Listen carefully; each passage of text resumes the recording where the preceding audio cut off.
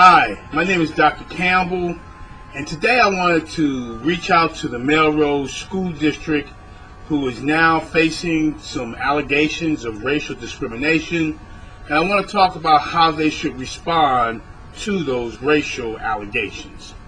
Now, in a recent article, the Melrose School District has been targeted for a racial discrimination investigation. The alleged non-responsiveness to a racial remark has prompted the investigation. The Melrose School District will have to show that racial discrimination is not a prominent factor for students and staff. Now, according to the article, a middle school teacher made derogatory comments towards one of her students. The racial discrimination lawsuit claims that the school district did not adequately respond to the complaint and has therefore created a racially hostile environment for its students. The article goes on to emphasize that the district officials lacked the necessary transparency which led to the racial discrimination lawsuits. And so one of the first questions I want to answer is, why do school districts continue to cover up behavior that can lead to racial discrimination lawsuits? Allegations of racial discrimination are embarrassing for the school district and the individual. Embarrassment involves public emotions which make the person or persons feel exposed, awkward, or regretful for the alleged wrongdoing. Embarrassments usually result from accidental behaviors that lead the person or persons to feel negatively about themselves, even if it is not their intention to violate socially unacceptable behavior. Experiences with embarrassment can lead people to believe that their failure threatens how others will evaluate the person or persons, as well as how you have evaluated yourself. In addition, the school district has invested an enormous amount of time in the hiring process and training of teachers to adequately respond to all children.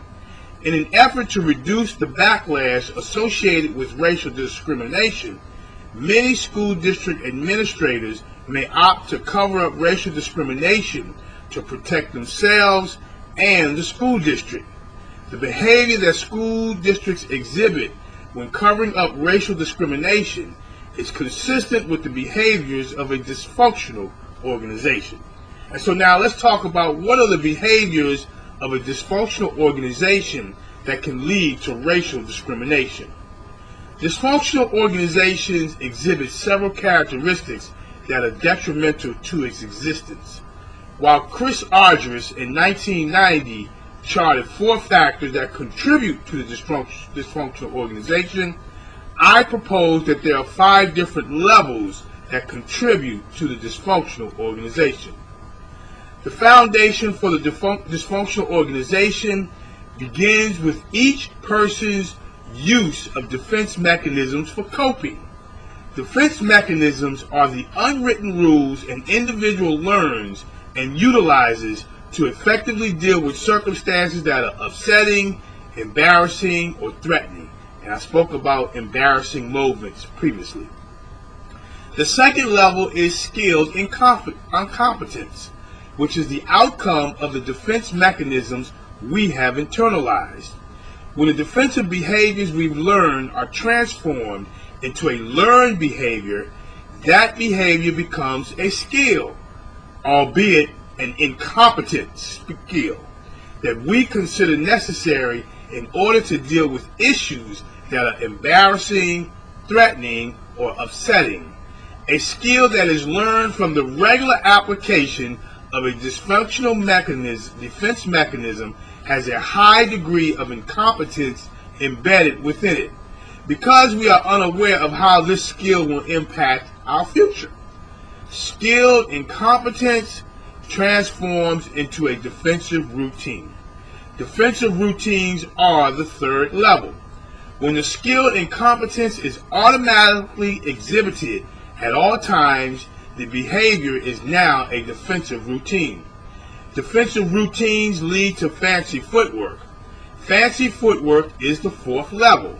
Fancy footwork happens when individuals try to deny the behavioral inconsistencies they exhibit, or else they place blame on other people, which results in distancing themselves from taking responsibility for their behavioral inconsistencies. Fancy footwork leads to organizational malaise. Organizational malaise is the final level. During this phase, the individuals in the organization will seek to find fault within the organization rather than accept responsibility for their actions and correct their behavior accordingly. The individual continues the process by accentuating the negative and de-emphasizing the positive in an effort to cover up their actions. The organizational malaise is further exacerbated by a refusal of one or all members to discuss their area of responsibility. Now, the Melrose School District should, in the least, 1, establish an anti-discrimination policy and place this policy on the school district's website and in the front office of each school. Establish a type of district review board to evaluate all racial complaints and establish a process for relief of all discrimination complaints that are reviewed by the district review board. And finally, the Melrose School District must transform the perception that the community and students have regarding racial discrimination in their schools by promoting positive racial teacher-student classroom relationships. This is Dr. Campbell. If you want to read the article, you can read it at www.positiveracialrelationships.com. Of course, if you want to talk about it, you can call me on my direct line, 856-566-3267. Have a great day, and thank you very much. Yeah, be sure to check out positiveracialrelationships.com.